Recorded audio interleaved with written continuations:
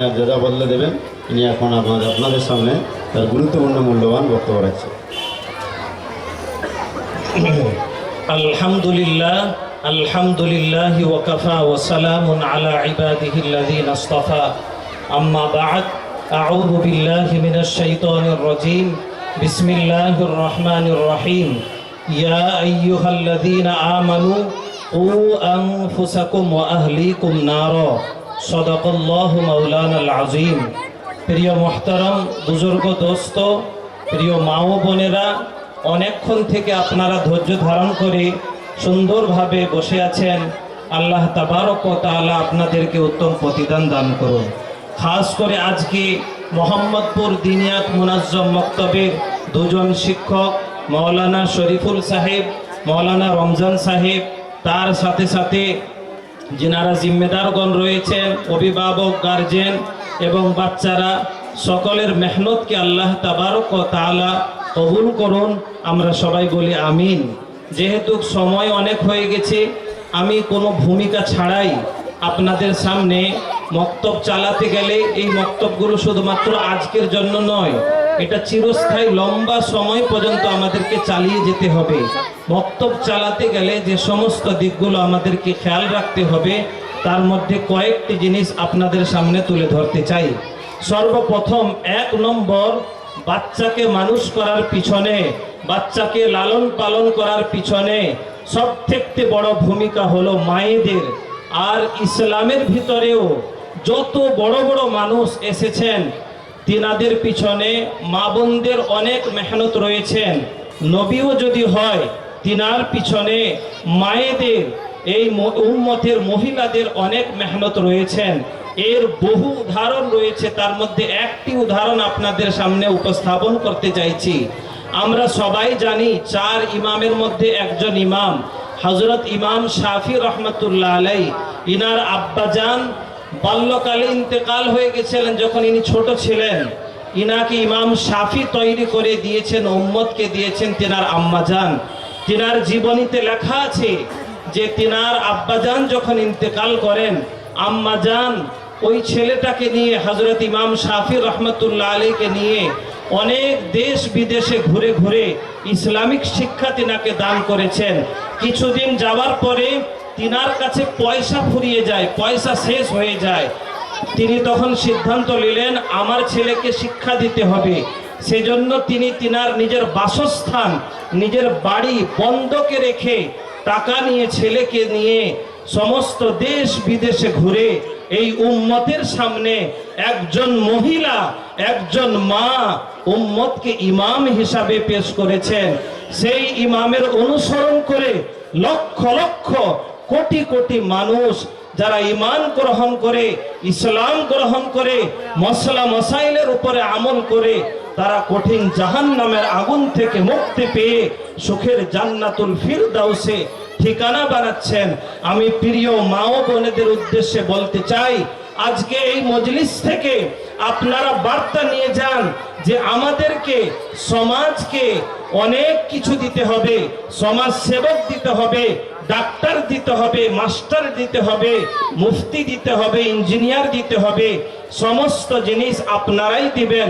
সেজন্য প্রিয় মা ও বোনেরা, আপনারা সন্তানকে সম্পদ মনে করে তাদের পিছনে মেহনত করে এদেরকে টাইম মতো স্কুল, টিউশনি এবং মক্তবে পাঠানোর আপনাদেরকে চেষ্টা করতে হবে। এটা 1 নম্বর কথা। 2 নম্বর কথা, আমাদেরকে শুধুমাত্র মক্তবের পঠন পাঠনটাকে যথেষ্ট মনে করলে হবে না, এর থেকে উপরের শিক্ষা দিতে হবে।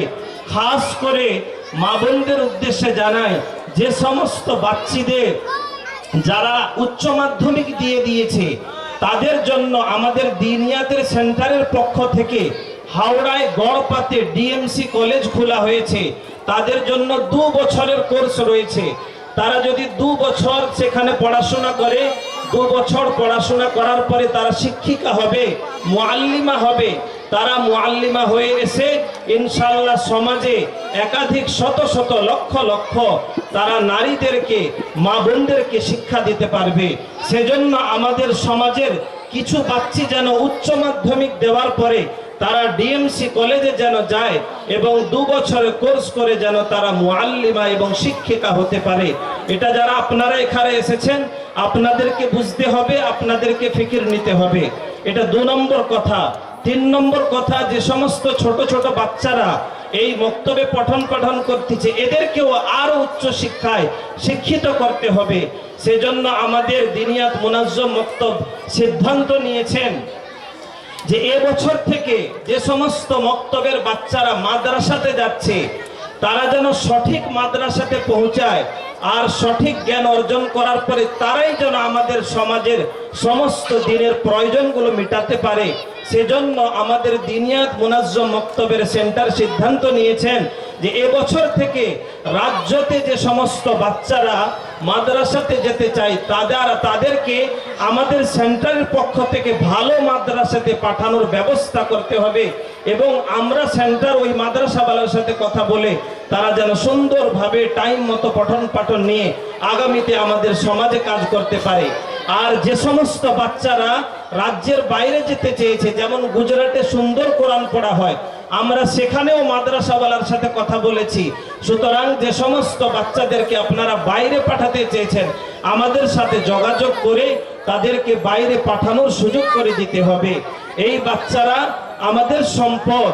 যেদিন আমাদের জানাজা উঠবে এখান থেকে সেদিন এই বাচ্চাগুলো আমাদের জন্য মাগফিরাতের দোয়া করবেন আর তারা চোখের পানি প্রবাহিত করে আল্লাহর কাছে প্রার্থনা করবে, মালিক অমুক জিম্মেদারের কারণে, আমার আব্বার কারণে, আমার আম্মাজানের কারণে, আমার অমুক হুজুরের কারণে আজকে আল্লাহ আপনাকে ডাকতে পেরেছি, 5 ওয়াক্ত নামাজি হতে পেরেছি, কিছু আল্লাহ আল্লাহ রসুলের কথা শিখতে পেরেছি।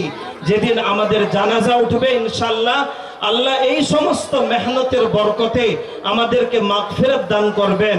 সেজন্য আপনাদেরকে এই মক্তবকে যথেষ্ট মনে করলে হবে না, এর আগে উচ্চ শিক্ষায় শিক্ষিত করার জন্য যে প্রসেস, যে সিস্টেম আপনাদের সামনে রাখলাম এটা আপনাদেরকে ভাবতে হবে। এবং আমি বলে থাকি প্রায় আমার বয়ানে যে আমাদের সমাজে যদি 100 জন যুবক থাকে তাহলে 10 জন যেন আলিম হয়, 10 জন যেন ডাক্তার হয়, 10 জন যেন মাস্টার হয়, 10 জন যেন সমাজ সেবক হয়। আমাদের মুসলিম সমাজের কাছে সর্বপ্রকার বাহক যেন তৈরি হয়। এটা আমাদের দায়িত্ব, এটা আমাদের কর্তব্য। আর সর্বশেষ কথা, যারা তোমরা বাচ্চারা এখানে আছো, স্কুলের ছাত্র হোক আর মক্তবের ছাত্র হোক, তোমাদের উদ্দেশ্যে বলছি তোমাদের এখন বাল্যকাল পঠন পাঠনের সময়। এই সময় যদি তোমরা মেহনত করে একটু কষ্ট সহ্য করে যদি শিক্ষা দীক্ষা তোমরা অর্জন করে নাও, আল্লাহ তোমাদেরকে এমন শান্তি দান করবেন, এমন তোমাদেরকে ইজ্জত দান করবেন যে ইজ্জত তোমরা ভোগ করতে পারবে না। আর এই দুনিয়া ছেড়ে যেদিন থেকে তোমরা যাবে তারপরে পরকালের ঘাটিও আল্লাহ তাআলা তোমাদের জন্য সহজ করে দিবে। সেজন্য বাচ্চারা, বাবুরা, তোমরা এখন খেলাধুলা কম করে মোবাইলকে ছেড়ে দিয়ে শুধুমাত্র পড়া আর পড়া। আর যদি বাবুরা এই সময় খেলাধুলা করে আর শিক্ষা দীক্ষায় যদি না যাও তাহলে চিরজীবন কান্না করতে হবে, অশান্তির জীবন কাটাতে হবে, দুনিয়ার জীবনটা বরবাদ হয়ে যাবে। আর যেদিন পরকালে যাবে সেদিন থেকে নিয়ে পুরো পরকালের জিন্দেগিটাও বরবাদ হবে। সেজন্য যেনারা গার্জেন রয়েছেন, বাচ্চাদের এই জীবনটা ইহকাল এবং পরকাল সফলতার নির্ভরশীল করে। সেজন্য আপনাদের উদ্দেশ্যে এবং বাচ্চাদের উদ্দেশ্যে বলছি, এই সময় তোমরা বেশি বেশি করে পঠন পাঠন তোমাদেরকে নিতে হবে। তোমরা সবাই ইট ভাটা দেখেছো, ইট ভাটাতে সর্বপ্রথম কাদাকে ভালো করে তাল করে একটা কাঠের ফর্মা থাকে, সেই ফর্মার ভিতরে কাদা দিয়ে দিলে কাঁচা ইট তৈরি হয়। কিন্তু বাবুরা, কাঁচা ইটকে কেউ খরিদ করে না। কাঁচা ইটকে উপর থেকে যদি ফেলে দেওয়া হয় ভেঙে যাবে, বৃষ্টি হলে ধুয়ে যাবে, নষ্ট হয়ে যাবে, কেউ খরিদ করবে না। এই কাঁচা ইটকে কিছুক্ষণ সময় আগুনে থাকতে হবে। যদি আগুনে থাকে তাহলে ইট হলে উপর থেকে ছাড়লেও ভাঙবে না। মানুষ খরিদ করে নিয়ে, পয়সা দিয়ে নিয়ে বাড়ি তৈরি করবে, বড় বড় বিল্ডিং তৈরি করবে। যদি কাঁচা ইট বলে আমার তো গরম লাগে, আমি আগুনে যাব না, তাহলে কি কেউ খরিদ করবে? কেউ খরিদ করবে না, তার কোনো মূল্য থাকবে না। ঠিক বাবুরা, বাচ্চারা তোমরাও যদি একটু সময় কষ্ট করে নাও, মেহনত করে নাও, আল্লাহ তোমাদেরকে এমন ইজ্জত দান করবে, কোটি কোটি টাকা দিয়েও তোমাদেরকে সময় পাবে না। দেখো না বাবুরা, ভালো মিস্ত্রি যদি হয় সমাজে, তার কাছ থেকে সবাই কাজ করাতে চায়। তাকে যদি বলা হয় আপনার কাজ আছে, আমার বাড়িতে কাজ আছে, অমুক দিন থেকে আপনাকে কাজ করতে হবে, সঙ্গে সঙ্গে বলে আমি 6 মাস এখন ব্যস্ত। কিন্তু 6 মাস ধৈর্য ধরে কেন? ওই মিস্ত্রিটা ভালো বাবা, 6 মাস পরেও হলেও একে দিয়ে কাজ করব কেন? এর কাজটা ভালো। সেজন্য বাবুরা তোমরা ভালো হতে হবে, তোমাদেরকে মেহনত করতে হবে। এই সময়টা তোমাদের বাল্যকাল, পড়াশোনার সময়। আল্লাহ তাবারক ওয়া তাআলা এই কথাগুলি বুঝার, আমল করার, উপলব্ধি করার আমাদের সকলকে তৌফিক দান করুক। আমিন। ওয়া আখিরু দাওয়ানা আনিল হামদুলিল্লাহি রাব্বিল আলামিন।